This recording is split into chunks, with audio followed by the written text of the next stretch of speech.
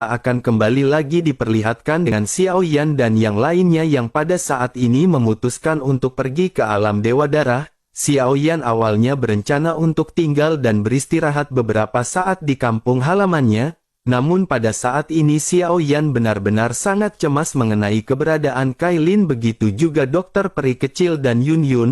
Xiao Yan memutuskan untuk mengkonfirmasi semua ini ke alam Dewa Darah terlebih dahulu bersama dengan yang lainnya. Yun pada saat ini menyesuaikan kecepatan bahtera ke mode tercepat, tetapi meskipun begitu mereka masih membutuhkan waktu yang cukup lama di dalam perjalanan. Yang mengejutkan Xiao Yan kali ini mereka hanya membutuhkan waktu hampir 50 tahun. Pada akhirnya Xiao Yan sampai di alam Dewa Darah dengan permukaan alam Dewa Darah yang pada saat ini terlihat seperti bola merah menyala. Begitu Xiao Yan sampai di atas kehampaan, pada saat ini banyak bahtera besar yang mengelilingi kelompok Xiao Yan. Bersamaan dengan hal tersebut salah seorang di antara mereka segera keluar dan bertanya kepada kelompok Xiao Yan siapakah mereka. Ini adalah alam Dewa Darah dan orang asing tidak diterima di sini. Sebaiknya mereka segera pergi dari sini dan jika tidak mereka benar-benar akan dihancurkan. Mendengar hal tersebut Xiao Yan pada saat ini hanya terdiam, sementara itu Liu Er sedikit menoleh ke arah Xiao Yan dan bertanya apa yang pada saat ini akan dilakukan oleh saudara ke-9. Xiao Yan pada saat ini menatap ke arah kerumunan dari orang-orang alam Dewa Darah yang mencegat Xiao Yan. Niat membunuh yang sangat kuat pada saat ini segera melonjak dari dalam tubuh Xiao Yan. Xiao Yan pada akhirnya segera berkata jika waktu memang memungkinkan maka mereka harus membunuh semua orang dari alam Dewa Darah dan menghancurkan seluruh dunia ini. Begitu kata-kata Xiao Yan ini sampai ke telinga Liu Er dan ke Yun, ekspresi keduanya pada saat ini segera menunjukkan sedikit keterkejutan. Pada akhirnya ke Yun segera berkata kepada Xiao Yan bahwa bagaimanapun juga ini setidaknya ada ruang berukuran sedang. Bahkan jika seluruh kehidupan di ruang ini benar-benar akan dihancurkan setidaknya mereka harus membawa lebih banyak orang untuk datang ke sini. Jika hanya dengan kekuatan mereka bertiga mereka pasti akan sangat sulit untuk menghancurkan ruang tingkat menengah.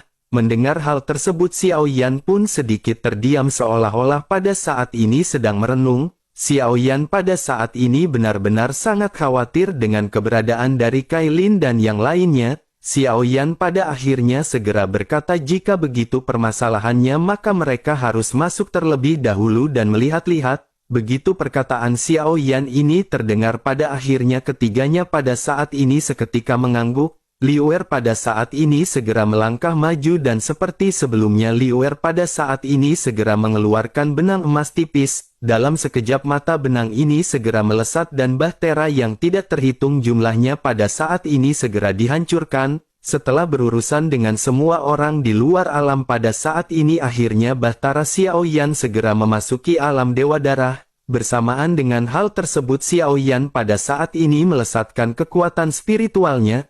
Namun Xiao Yan pada saat ini masih belum menemukan aura dari Kailin karena alam ini juga terlalu luas. Bersamaan dengan ketiganya yang pada saat ini mengapung di atas bahtera pada akhirnya kembali banyak bahtera yang mengelilingi bahtera milik Xiao Yan. Seseorang yang merupakan pemimpin pada saat ini segera berteriak siapakah yang berani datang ke alam Dewa Darah dengan begitu sombong.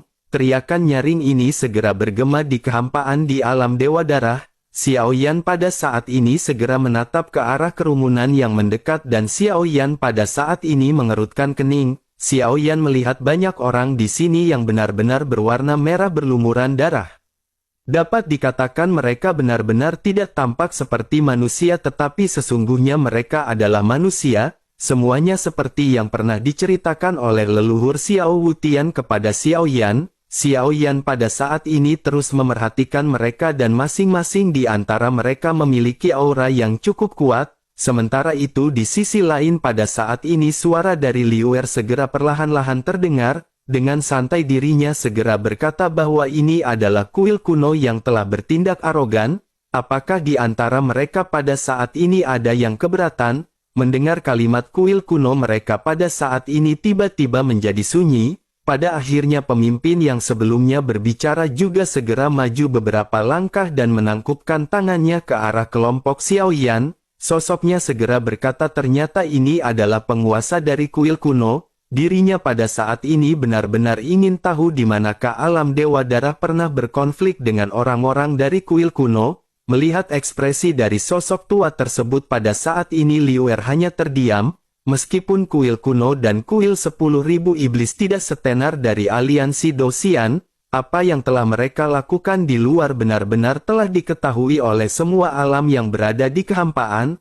Oleh karena itu juga secara alami orang-orang dari alam Dewa Darah mengetahui sepak terjang dari kuil kuno ini. Melihat tetua yang pada saat ini tidak berkutik, Liuer pada akhirnya segera membuka mulutnya.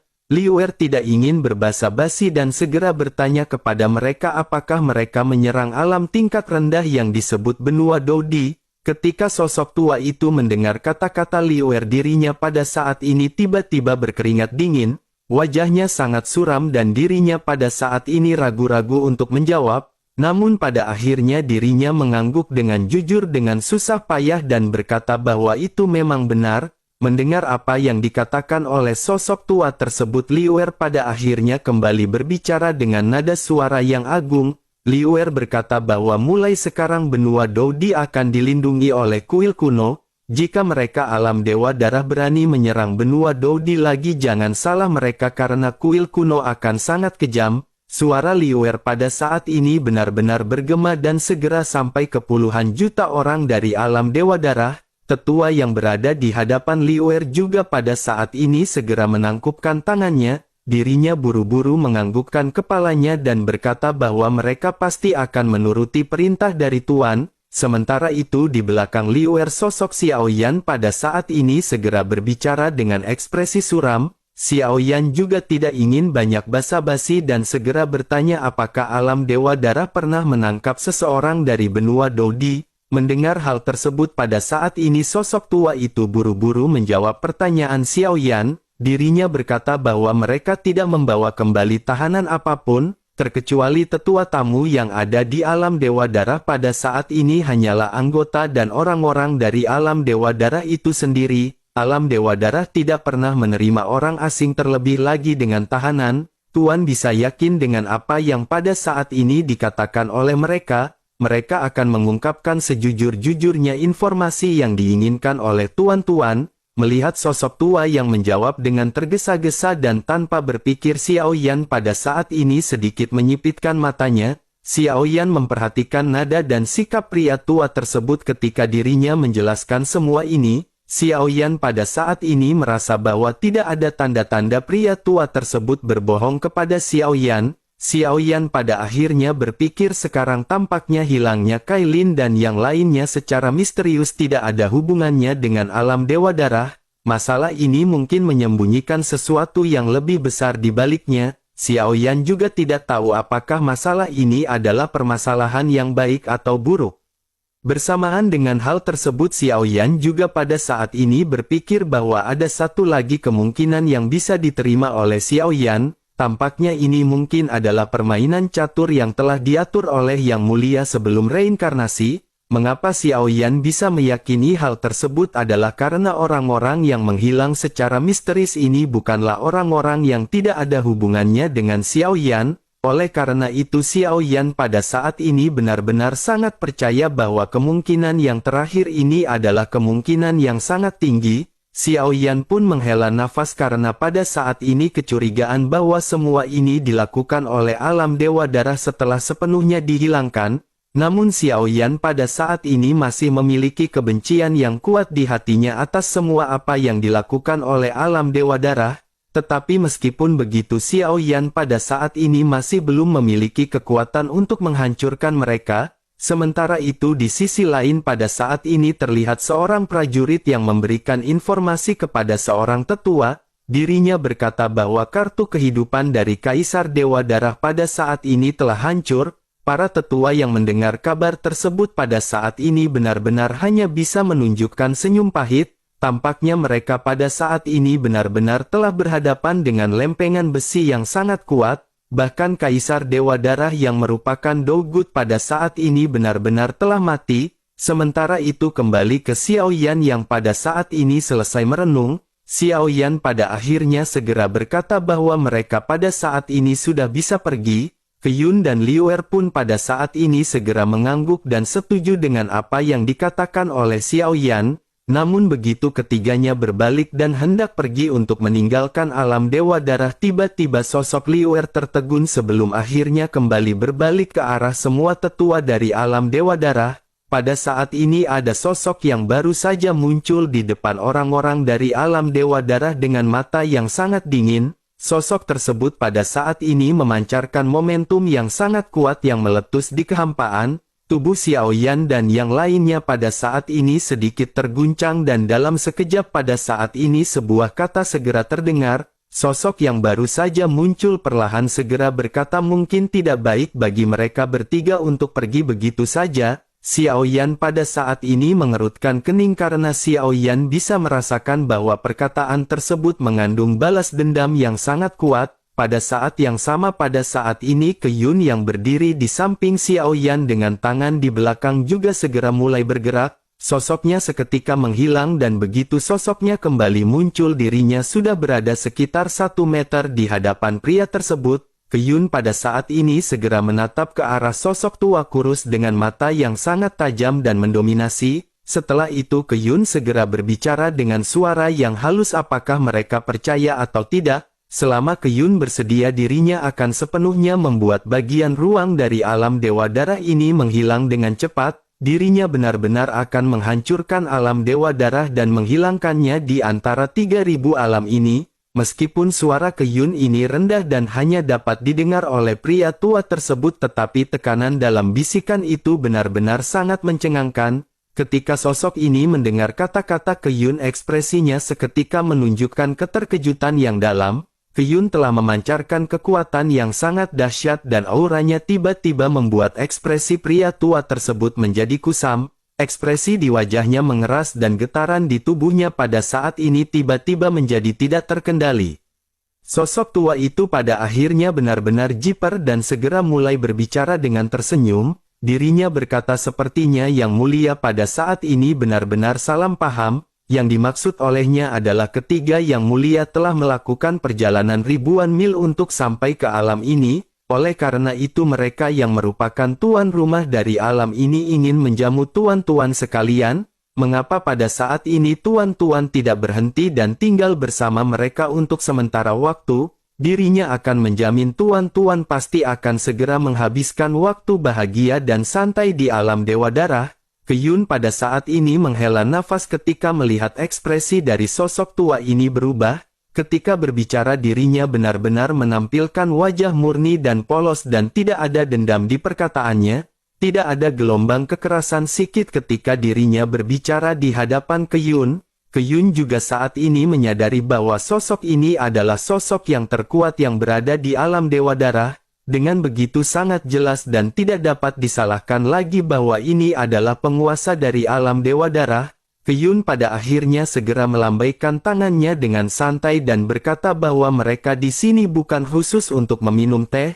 Dirinya pikir bahwa mereka telah mengatakan apa yang perlu mereka katakan. Oleh karena itu pada saat ini dirinya benar-benar akan segera menempatkan batasan yang kuat di alam Dewa Darah.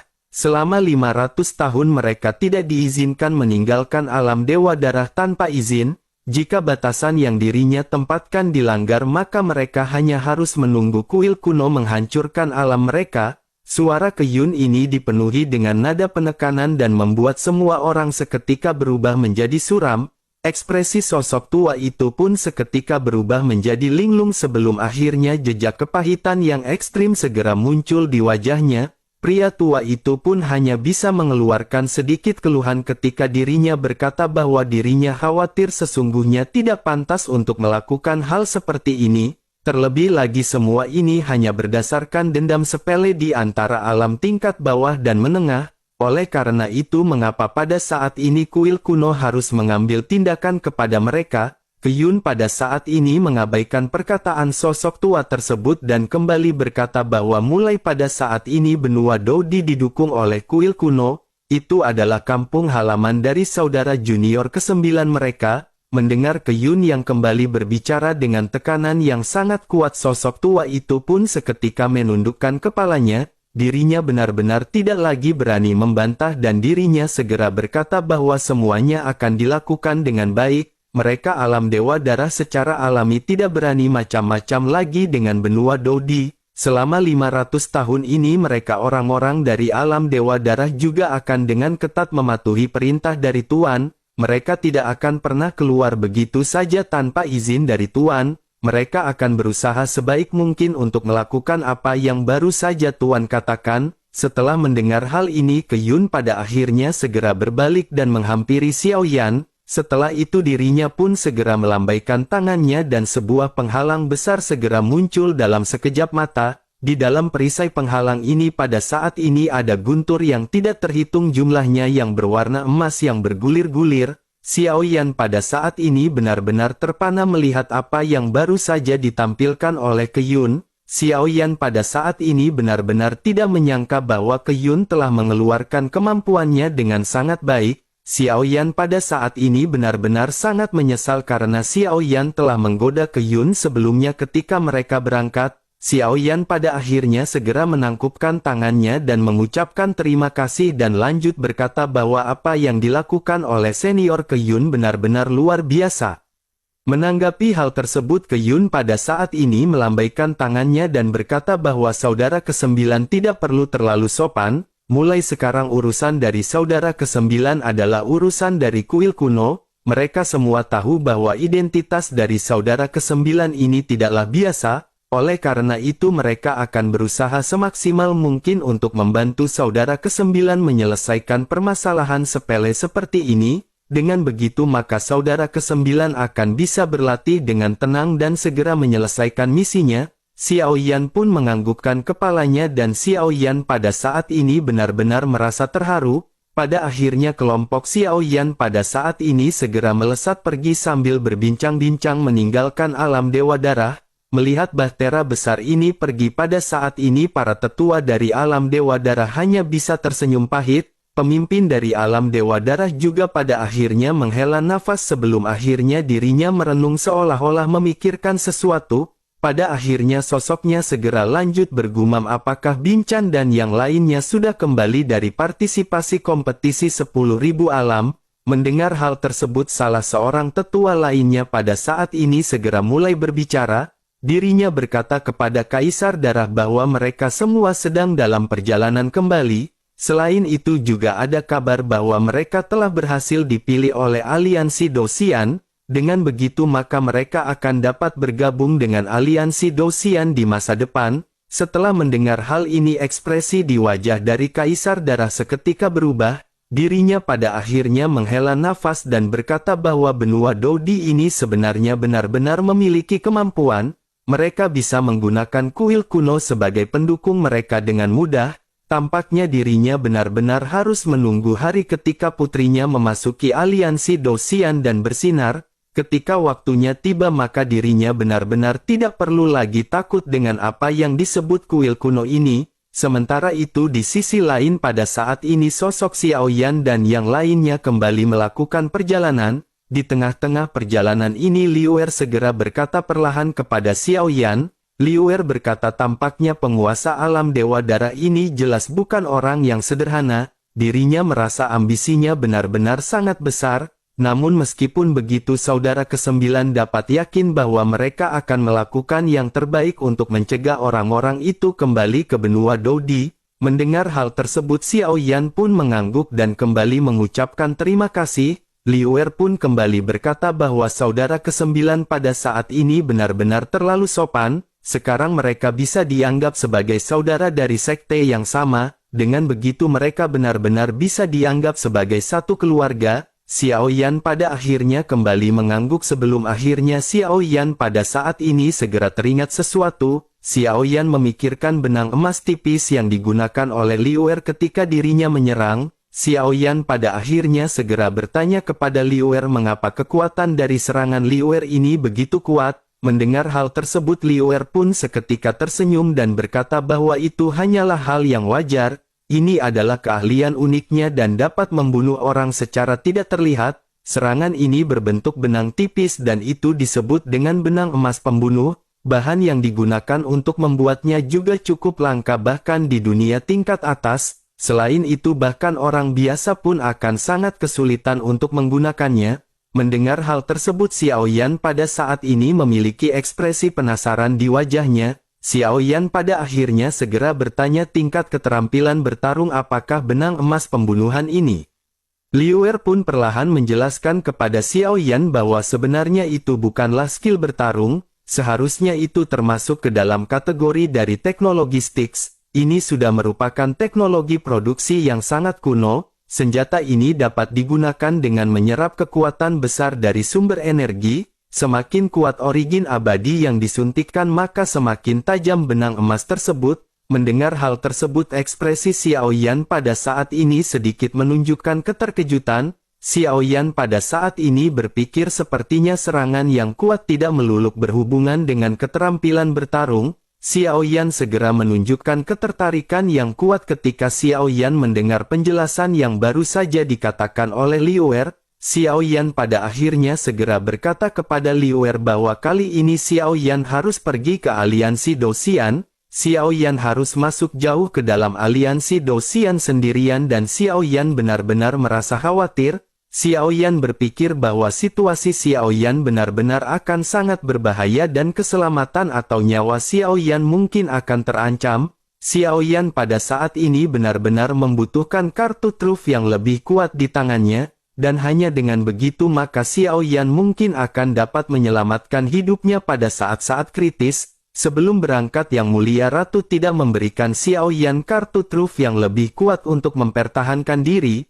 Oleh karena itu pada saat ini Xiao Yan benar-benar sangat resah karena Xiao Yan tidak memiliki serangan yang kuat. Mendengar hal tersebut Liu Er pun menganggukkan kepalanya dan terlihat penuh dengan simpati. Liu Er mengerti apa yang pada saat ini dirasakan oleh Xiao Yan. Liu Er pun segera berkata bahwa situasi ini memang sangat berbahaya. Persaingan di Paviliun 9 Dewa Surgawi di aliansi Dou-Xian pasti sangatlah sengit. Oleh karena itu sangat tidak mungkin bagi Xiao Yan untuk bisa bertahan tanpa kartu penyelamat. Tampaknya Yang Mulia Ratu benar-benar pelit pada hal ini kepada saudara ke-9. Xiao Yan pun menganggukkan kepalanya dan berkata bahwa apa yang dikatakan oleh saudara ke-6 memang benar. Oleh karena itu jika saudara ke-6 pada saat ini murah hati bagaimana jika senjata unik ini diberikan kepada Xiao Yan sebagai kartu truf miliknya. Dengan begitu maka Xiao Yan akan bersinar di aliansi Dou-Xian dan akan segera melesat ke puncak. Mendengar hal tersebut Liu Er pada saat ini segera menoleh ke arah Xiao Yan dan benar-benar merasa sangat bingung. Sementara itu Xiao Yan pada saat ini masih terus meyakinkan Liu Er. Xiao Yan berkata agar saudara ke-6 pada saat ini jangan khawatir. Xiao Yan tahu bahwa senjata ini pasti sangat berharga di tangan dari saudara ke-6. Hal tersebut benar-benar tidak ternilai meskipun dibandingkan dengan uang dan Xiao Yan pada saat ini benar-benar ingin berjanji. Xiao Yan berjanji kepada saudara ke-6 bahwa Xiao Yan akan menjaga benda ini dengan sangat baik. Mendengar hal tersebut Liu Er pada saat ini masih terdiam sementara Ke Yun pada saat ini segera membuka mulutnya. Ke Yun berkata kepada Liu Er sebenarnya menurutnya perkataan adik junior ke-9 ini masuk akal. Terlebih lagi Liu Er juga sering berlatih di kuil kuno dan Le tidak bisa mengeluarkan kekuatan sebenarnya dari senjata ini. Oleh karena itu mengapa pada saat ini Liu Er tidak membantu junior ke-9? Saudara ke-9 pada saat ini benar-benar membutuhkan keterampilan untuk mempertahankan hidupnya di saat-saat kritis. Liu Er pada saat ini tiba-tiba menatap wajah lembut Ke Yun dengan mata penuh kebingungan. Pada saat ini Liu Er benar-benar dipenuhi dengan banyak keraguan. Sepertinya dirinya pada saat ini benar-benar harus memberikan harta karun unik miliknya kepada Xiao Yan. Pada saat ini Liu Er tampak enggan dan benar-benar memiliki rasa putus asa di dalam hatinya.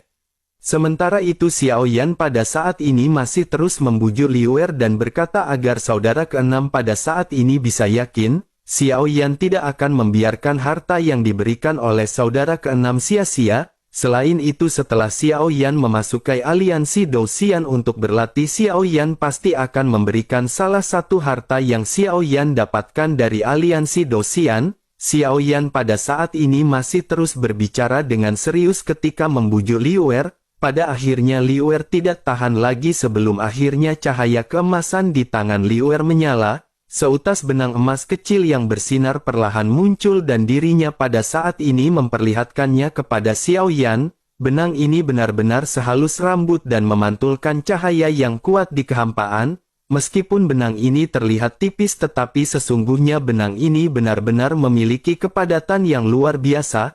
Terlebih lagi jika jumlahnya banyak maka itu benar-benar akan dapat dengan cepat membelah musuh. Sementara itu di sisi lain ketika Keyun melihat hal ini Keyun pada saat ini segera mengerutkan kening. Keyun pun segera berkata kepada Liu Er apakah Liu Er benar-benar menjadi seorang yang pelit? Apakah Liu Er benar-benar hanya akan memberikan satu lembar benang emas ini kepada saudara ke-9? Keyun ingat bahwa sepertinya Liu Er memiliki 7 atau bahkan 8 gumpalan benang untuk membunuh. Mendengar hal tersebut pada saat ini menjadi semakin pusing. Liu Er menatap Keyun sejenak sebelum akhirnya tanpa daya dirinya segera mengeluarkan semua benang emas miliknya. Liu Er pada akhirnya segera berkata kepada Xiao Yan bahwa dirinya telah menghabiskan separuh hidupnya untuk akhirnya berhasil mengumpulkan 7 helai benang ini. Nilai spesifik dari setiap helai benang ini tidak lagi dapat diukur dengan jumlah uang. Ini adalah hasil hidup dan kerja keras dari senior ke-6 dan ini merupakan harta karun yang unik. Harta ini benar-benar sangat berharga dan tidak ternilai di dunia ini, karena saudara ke-9 pada saat ini akan pergi ke aliansi Dosian dan memasuki kandangnya bahaya oleh karena itu dirinya akan menitipkan benda ini kepada saudara ke-9, tetapi pada saat ini dirinya hanya bisa memberikan 2 helai dari benang emas tersebut. Mendengar perkataan dari Liu Er pada saat ini Keyun sedikit mengerutkan kening. Keyun lanjut berkata kepada Liu Er bahwa Liu Er pada saat ini benar-benar sangat pelit. Ini untuk keselamatan saudara ke-9 yang akan berhadapan dengan sarang bahaya di aliansi Dosian. Mendengar hal tersebut Liu Er pada akhirnya segera mengerutkan kening dan lanjut berbicara kepada Keyun. Liu Er berkata sepertinya menurut perkataan dari senior Keyun pada saat ini senior juga memiliki hadiah untuk adik ke-9. Keyun pada saat ini juga seketika tertegun sementara Xiao Yan menatap ke arah Keyun, sambil tersenyum pada akhirnya Keyun mau tidak mau segera mengeluarkan sesuatu dari cincin penyimpanannya. Xiao Yan melihat 2 benda yang pada saat ini dikeluarkan oleh Keyun dan tergantung di angkasa. Xiao Yan melihat seonggok benda yang seperti pesawat sementara yang lainnya adalah cangkang kura-kura. Keyun pada akhirnya segera menjelaskan kepada Xiao Yan bahwa ini adalah pesawat yang memiliki daya hancur yang menakjubkan. Dengan benda ini maka saudara Xiao Yan akan bisa menimbulkan serangan kuat di dalam pertempuran. Sementara itu cangkang kura-kura ini akan memberikan saudara ke-9 pertahanan yang mutlak. Jika saudara Xiao Yan tidak bisa berhadapan dengan musuh maka saudara Xiao Yan akan bisa bersembunyi di dalamnya. Benda ini bisa membengkak hingga ukuran 10 meter dan akan cukup untuk menampung belasan orang. Di dalamnya terlebih lagi kekuatan dari pertahanannya juga sangat kuat dan itu tidak akan dapat dengan mudah dihancurkan. Xiao Yan pun memiliki ekspresi ketertarikan kepada kedua benda tersebut dan Xiao Yan merasa sangat senang. Xiao Yan pada akhirnya segera mengulurkan tangannya dan kembali mengucapkan terima kasih kepada keduanya. Sementara itu baik Keyun dan Liu Er pada saat ini memiliki ekspresi pahit di wajah mereka, tetapi meskipun begitu keduanya pada saat ini merasa lega karena saudara ke-9 sudah memiliki kartu trufnya sendiri. Pada akhirnya setelah permasalahan ini menemui jalan akhir Xiao Yan pada saat ini mendapatkan beberapa informasi mengenai perjalanan yang harus ditempuh oleh Xiao Yan ke aliansi Dosian. Xiao Yan harus pergi dulu ke kota 1000 bintang sebelum akhirnya Xiao Yan melanjutkan perjalanannya sendiri ke aliansi Dosian. Bagaimanapun juga markas pusat dari aliansi Dosian ini berada di alam tingkat tinggi. Perjalanan yang harus ditempuh oleh seseorang untuk mencapai ke tempat tersebut setidaknya membutuhkan waktu 300 tahun. Xiao Yan juga harus memanfaatkan waktu 300 tahun ini untuk beradaptasi dengan tubuh barunya. Xiao Yan juga harus menyiapkan mentalnya sebelum Xiao Yan memasuki aliansi Dosian.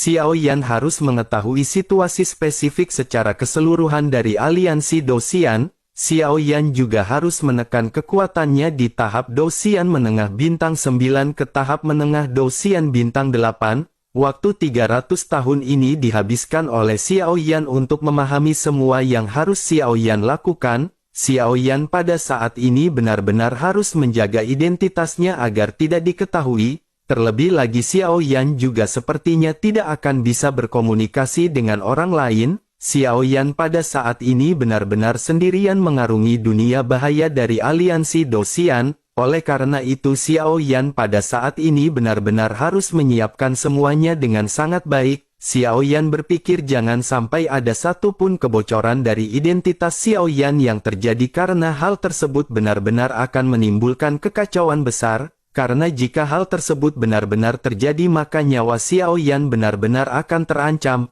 Dan jika hal tersebut benar-benar terjadi maka tidak hanya harapan Xiao Yan yang pupus tetapi juga harapan yang mulia untuk melindungi 3000 alam dari godaan para janda Tobrut Tato Naga Bonar Keseleo juga akan sia-sia.